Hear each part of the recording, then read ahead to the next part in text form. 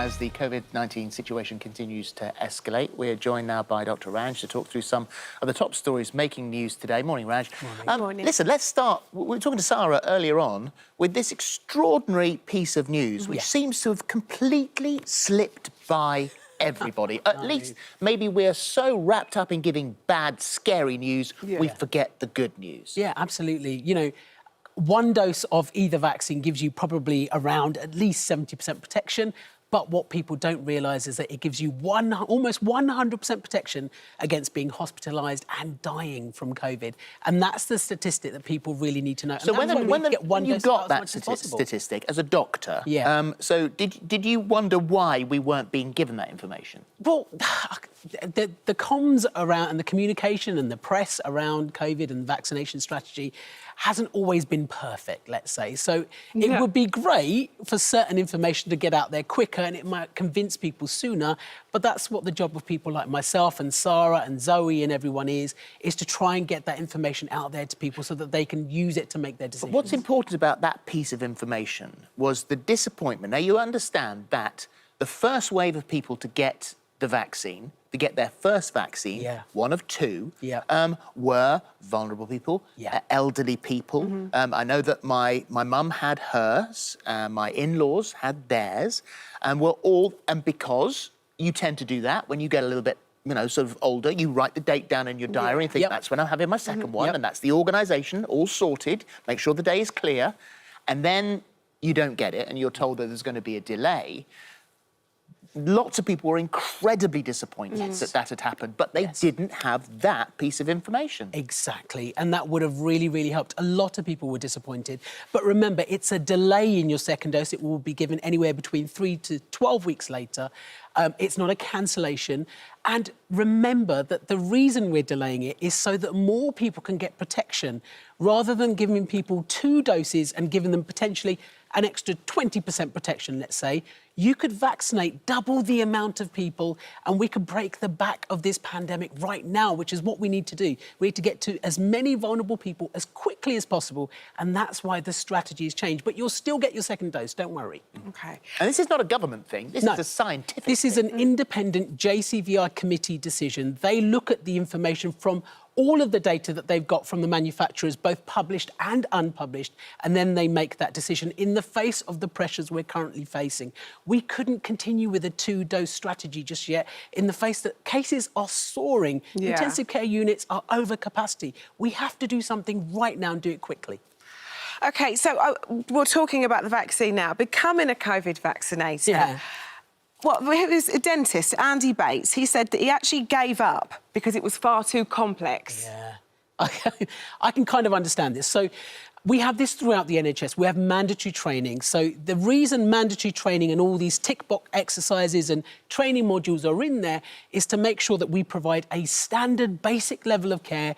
You know how to provide the vaccine. You understand what it involves. You know how to do it safely. You know what to do in case there's a complication or an adverse event or an emergency.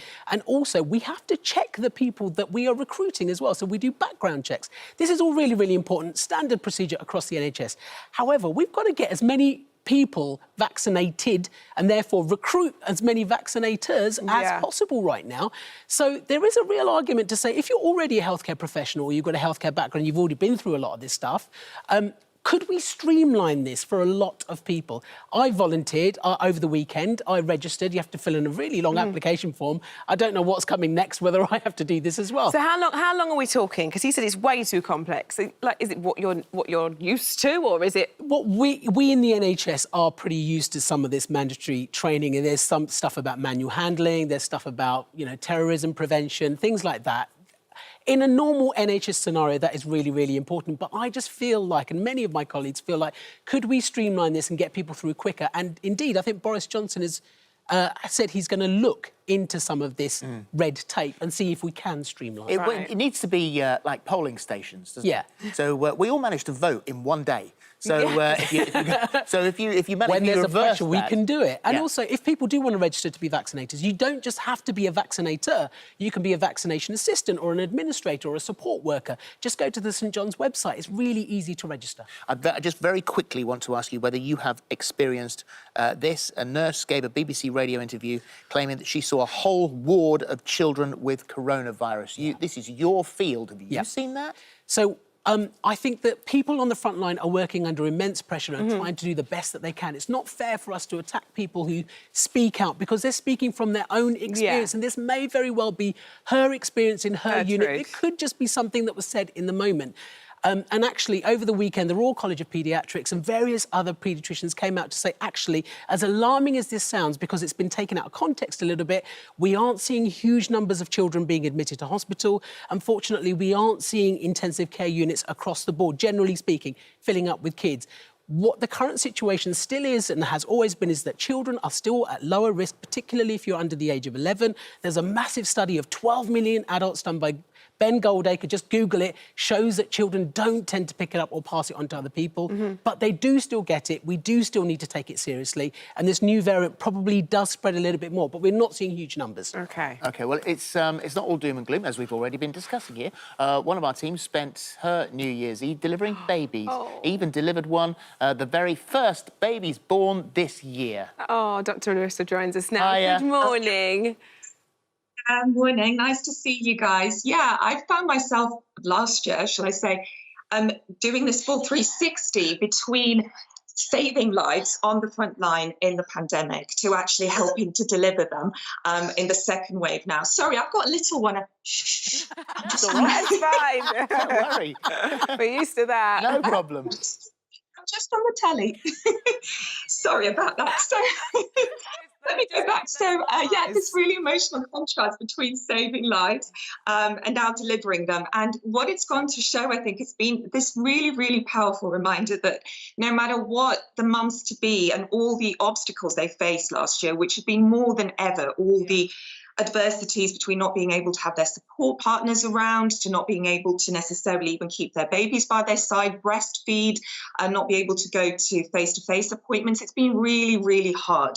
And the overwhelm that the NHS has faced, as we've just heard about throughout the entire year, somehow it's all come together in this really indomitable spirit to still keep all mothers and babies safe. And little baby Isabella. I love it. Yeah, that's the... So baby Isabella, born... we've only got a matter of seconds here, unfortunately, Larissa, at 1:18 a.m. on New Year's Day, the first one. Oh, no. And that must have just in a word, must have made you feel amazing. Oh, it was, I work with the most incredible team. You know, she's just such a powerful reminder of the love and the hope that we've got to go into the new year with. And ultimately, that's what's going to get us through this entire pandemic. So I'm so... Well done. New Life does well that done, just you and the right. team and everyone doing just that right now. Thank you. Absolutely. Thank you very much. Thank you. Welcome back. We are joined by Matthew Wright and Julia Hartley-Brewer now to discuss today's top stories. Morning to both of you. Morning. New year, same subject. So Boris is going to decide today whether he's going to introduce stricter coronavirus restrictions. Government sources say more, although we've not been able to rely on those, have said more areas of England could be plunged into another lockdown in days. Cabinet sources say they expect the government to meet today to decide on the next steps. It may include the addition of a new Tier 5. Oh, so we'll just invent another one.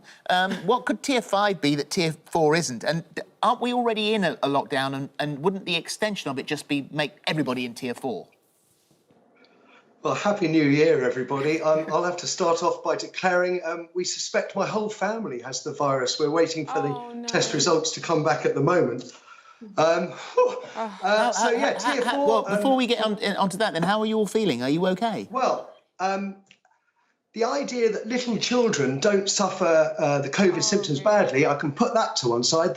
We've had... Amelia's had it really tough, but Cassie's also been coughing through the night, coughing up phlegm and making herself sick from coughing during the night. It's been pretty grim, and trying not to panic, trying not to call an ambulance, knowing the hospitals are going to be overcrowded. So we're just trying to keep a cool head on things and push on through it. Oh, Can I bless just you. say, Matthew, the hospitals aren't too overcrowded for a sick child. If you need to go to hospital, you should 100% take your call 111, call 999 if necessary, and take your child to hospital. It's worried about pushing through the unmasked COVID protesters saying it's a hoax, it's a hoax. That's one of the things that might put me off. That's a nonsense. Well, no, it isn't nonsense. It happened 3 days ago at St Thomas's. So, Matthew, are you concerned that your children might need an ambulance? I think it eased off a bit in the last 36 hours. We've also had to offset it with the fact that we've got a neighbour who went down. He was in intensive care on Christmas Day, no underlying health conditions, just over 60, and we've heard that he may have his life support turned off today. So we have to put our situation in relative to everybody else's, and technically, statistically, we're going to be okay. So we're just going to push on through it using a day nurse, paracetamol, and all the other things. How old are they, Matthew? Cassidy's she's 2 this month, at the end of the month. Amelia's mid-40s and I'm mid-50s. And I think it's got to be said at this point, without a positive test, the same stuff is still going around. It could be a cough. It could be the flu. It may not be that.